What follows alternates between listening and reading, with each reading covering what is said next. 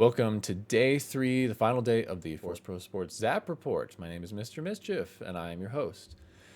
We're gonna do I have actual stuff to do. I got a life to live, so I'm gonna do this one a little quick this morning, and I guarantee you we're gonna really review this tournament in a few different ways in the weeks to come.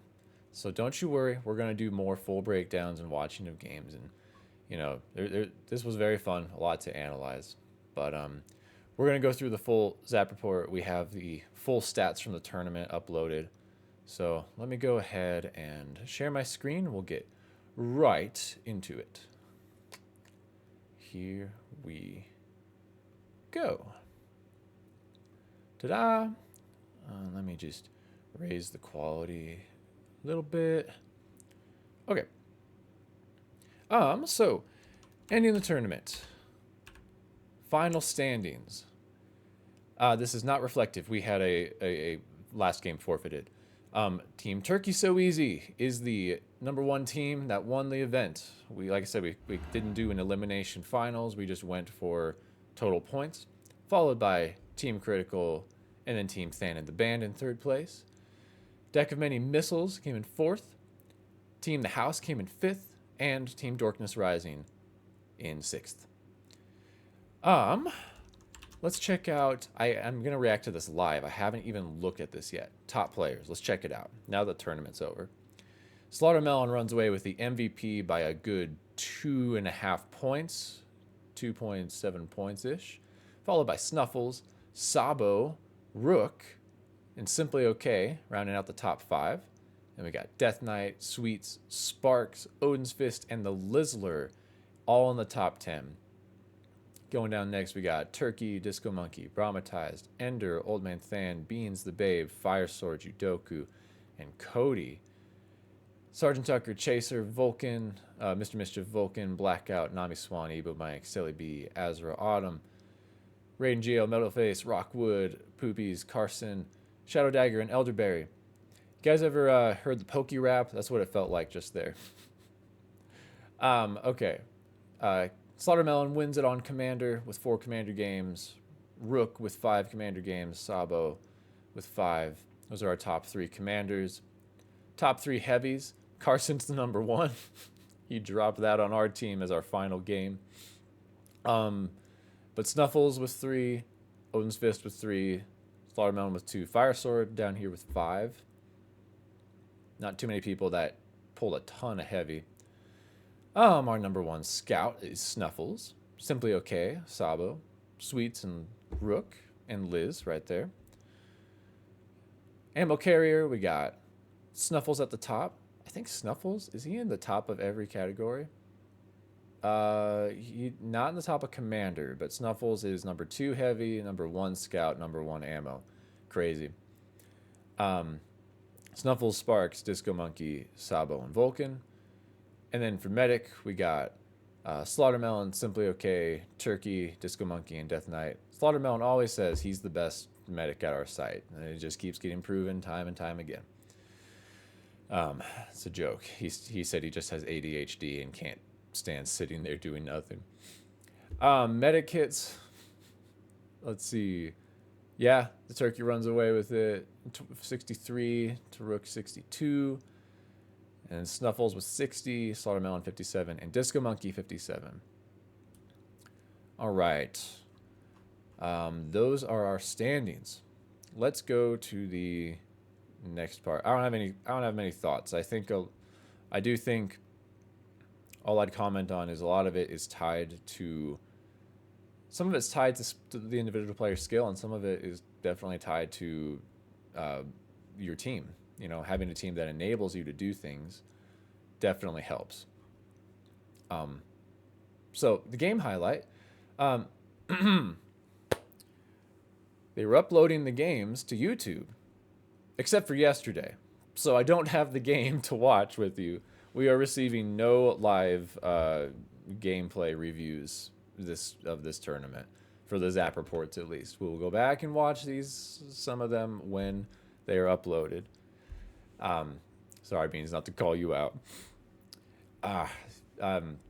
I want to watch the games. That's all. I just want to watch them. Okay, Team Critical versus Team Than the Band. I was repping this game. This felt basically like a finals match. There was a possibility that the winner of this would be end up being the first place team, provided that Team the House was going to be able to take a game off of um, Turkey So Easy. So like it did matter, and this was also a battle like for second place. So it was really cool. The intensity in there, it felt similar to a finals. There was definitely not that extra edge I think that comes when it's like a internationals, but it was intense. I definitely saw the stress and the sweat. So, and gosh, like I will talk about like what was good and bad about this random draw. But one of the things that I absolutely love, I decided sitting in there, I was repping Chamber, and this is basically a finals matchup where Judoku is commander and Ender is commander. Raiden GL and Celebi are the heavies. Like the high impact roles were given to some of our newer players or our mid tier players, whereas who gets to experience that in finals except the very highest end of players at any given time? You know, usually it's like the top 3 hits in the world are the only ones to make it to a finals, and they're the ones playing the 3 hit roles. And feeling that pressure, it was actually so cool, really, for me, like watching 2 of my players, Raiden GL and Selly B, in her first ever event, competing in finals on heavy weapons. Like the pressure was really interesting. Um, this game was just epic. Um, it, yeah, 5,000 ish point differential. Man, I'll just say I think the green team fought valiantly, but red team did a better job of controlling the midfield and keeping green on the back foot, because there were multiple times in the game where green team ended up like sometimes 3, 4, or like 5 players all crammed into the very back of chamber, trying to get their lives out desperately and keep the game afloat. Snuffles pulling out a 6K ammo game is huge. Celebi, not the greatest statistical game, but I want to really emphasize the pressure she was under. Raiden GL was being very aggressive, and she had to keep him out all game, and there were lots of times when Judoku was coming up from the closet. And I was just watching her like, holy cow, like, this is a lot of pressure for a player in their first ever event, being a heavy in a finals match. Like, it's no joke. And I think she handled it really well. I was very impressed. Old Man Than coming out with the only positive hit diff, let's see, of the offensive players. Like, he was holding that ramp pretty well, trying to communicate well. Ultimately, the game goes to the red team. Judoku dropping an 11K commander game. I told him I think this is a great redemption arc for him. That we think back to Duos 2023, where he was kind of known for dying out on commander early to basically win this quote unquote finals matchup as commander was really cool. No medikits, just getting lots of points and dropping nukes. Got to highlight Rook as well. I'm just highlighting what I see, folks. Some Lovelanders really standing out here. Almost a 10K scout game. 20-2 hit diff on Selly. That was massive for just helping Raiden break in over and over again. Positive hit diff on everybody, and 1 medic hit, which I respect Rook for not diving the medic so much and just doing what the team needed there. Fire Sword being in, this is his, he was one of the newer players here. 1.16 hit diff. Definitely doing a lot of work on Ender. That's cool to see. You can always hear DK shouting from the other end, trying to get the team organized. 19-6 on Chaser Scout. It's just abusive. And not, just, yeah. You can definitely use that term in a clean, friendly way. Sorry, I probably should have chosen a different word. And finally, just giving it to Ben. Really steady mentally, just continuing to push. Never really let Selly break through unless it was on a nuke. And even then, their team recovered. So good on them. I brought a Kleenex today.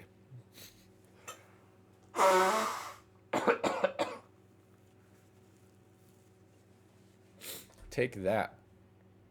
All right. We're going to the player highlight. The player highlight is Sparks from my team. Bradley, the White Ninja, now Sparks. Formerly Goblin Boy, formerly Jet Daddy, formerly Mommy's Goblin. I don't know if he wants that public. Bradley came away with the trophy for the highest score of the tournament, and he got it from the last place team. So that is so freaking significantly cool that it has to be highlighted. If we look through his games, he did pull Commander quite a bit. 5 games, 5 Commander games. That is not a terribly, definitely he got a lot of non-resupply rolls. That helped, sure. But I think I said this about Kodama in the last random draw. Like, despite him having like almost an entirely losing record, he was still like top 10 in MVP. I'm like, that's way more impressive to me than being the MVP when you've won all your games.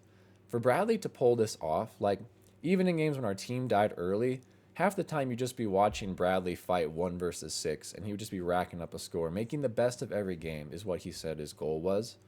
And I'm extremely proud of him. Not only did he play his butt off and just absolutely pull his weight on the team, he was also just like a really honorable player. You know, where he made mistakes, he was accountable to the team. Where he was getting upset, he apologized to people. I just think Bradley's a really good dude, and something we definitely try to teach and prioritize in Loveland is that there are 2 games to play.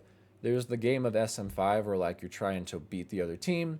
There's also the game of being a good person, and that's a game in itself because SM5 or sports or life push you. And when we are stressed, when we're not in our best headspace, that's when we really find out who we are. It's easy to be nice to each other when things are going your way. If you're like the number 1 seed team, for example, it's really easy to have a good attitude. But when you're really pushed, that's when we find out like who is willing to suffer to be a kind and loving person to other people. And Bradley, I know this was hard for him, you know? It was hard to not have these wins and to be performing this well when his team wasn't performing that well. I apologized to him. I was like, dude, I feel like I'm letting you down. And he never once was like, no, dude, I'm not upset at you at all. He was just a great sport and a great teammate and a great leader. Lots of respect for him. Lots of respect. All right, we are going to go. We got 2 more little things. We're going to go to the team highlight. The team highlight's got to be Turkey So Easy, who won the event. Just the luck of the draw that Slaughtermelon, Disco Monkey, and Odin's Fist all got to play together, and they have played multiple events together before. They had a really obvious synergy from day one, I would say. Like, Ebo Mike, Nami Swan, and Liz new to that 3-pack, but they all synergized really well. I didn't notice any toxicity, like over intensity on this team. Like, they all seemed really friendly with each other. Everyone seemed respected. I can tell you that Nami Swan, just in her first tournament, had an awesome time on this team, and they learned a lot. Ebo Mike's always a really good hang. He has some great games. And Liz, like I said, I completely underestimated her. She was awesome. Awesome. I will publicly admit she was extremely awesome in her roles. In her 8 scout games, almost a 7,000 average score. Really good. Yeah, they have a pretty even split of commander games here. Let's see. A lot of Disco Monkey heavy for sure. A lot of Nami Swan and Liz Scout. Ebo Mike, 6 ammo games. And then Slaughtermelon with the 7 medic games was an interesting thing. Like, he's normally a 3-hit carry player, but in this event, that's what he mainly played. He played almost twice as much medic as his other 2 positions. And I think that's a testament to Caleb's leadership. he was definitely able to make the most of his team, and I think that's kind of like a new that's one of the next developments in him as a player is just, yeah, you can carry a team, you can be a really powerful impact player on a 3-hit roll. Can you make other players impact players? You know, can you enable other people to do a good job? And I definitely saw that. So great win to the Turkey So Easy team. Awesome job. Yeah. Okay. The final thing we're going to do, my favorite storyline. All right. I don't know. I want to share this. Character arcs.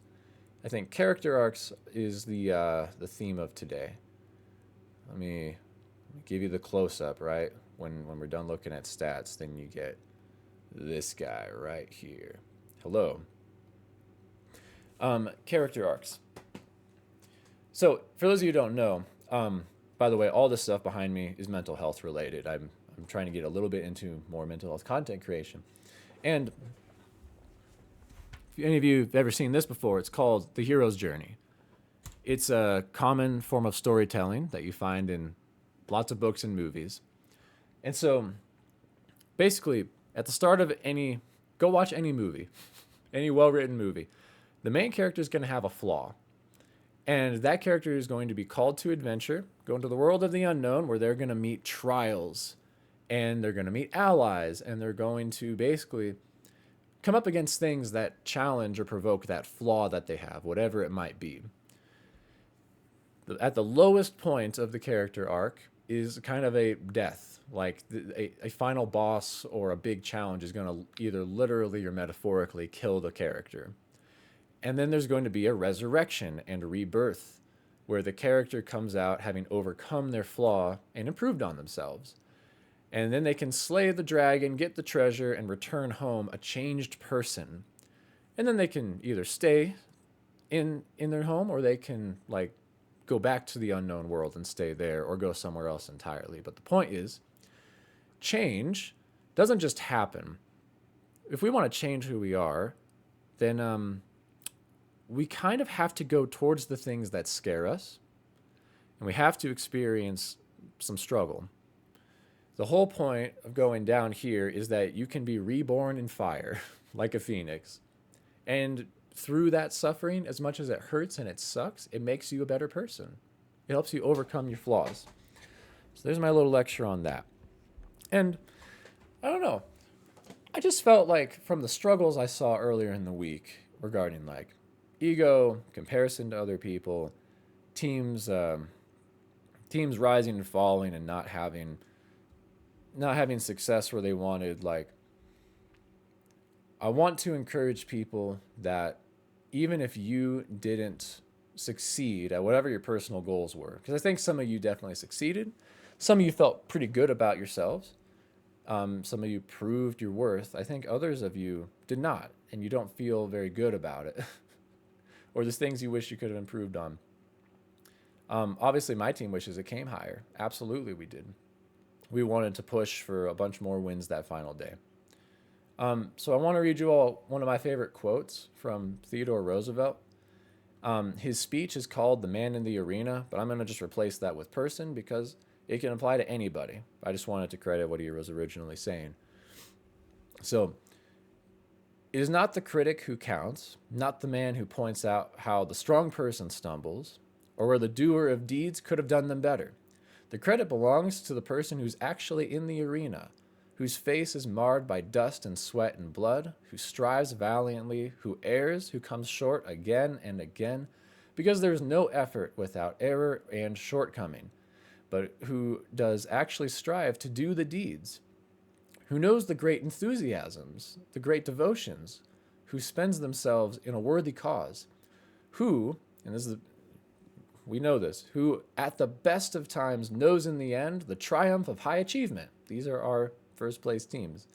And who at the worst, if they fail, at least fail while daring greatly, so that their place shall never be with those cold and timid souls who neither know victory nor defeat. If you want to go read that again, just look up "The Man in the Arena," Theodore Roosevelt, and you can find the quote. What he's basically saying is that when a person actually has the guts to step out into the arena, step into the spotlight where everyone can see them, and they try to win and they fail. Culture and society says, shame on that person. Look how much of a loser they are. There is no second place. Second place isn't good. Like, the second place is the first loser. Like, that's win at all costs. The winner is the one who gets the honor and glory. I think that's total BS. Total BS. First of all, we only learn by failing. In video games, you get experience points when you win, but in real life, you get experience points when you lose. And secondly, a huge part of that speech is the idea that, like, if you have a gladiator arena and you have two people fighting and one person loses, and maybe they don't die in this situation, maybe they do, they lose. The crowd begins to cheer for the winner and shame the loser. The truth is that the real losers, quote unquote, the people that do not earn honor and respect, are the people in the crowd. The people sitting, eating their food and laughing from a place of safety. Whereas those people in the arena put everything on the line to try to win, to try to do something. There is great honor in losing. I'm going to say it. There's great honor in having the guts to step out and try. And you know what? Learn from loss. Like that's the essence. That's the essence of the character arc. Is that if you have failed in some way, allow yourself to have a death and resurrection arc, you know? Like, allow whatever part of you was part of the reason you lost, or it wasn't good enough. Like, work on allowing that part of you to die and being reborn in a new way. Like, I think I experienced that a little this week. I talked about my ego being flared up.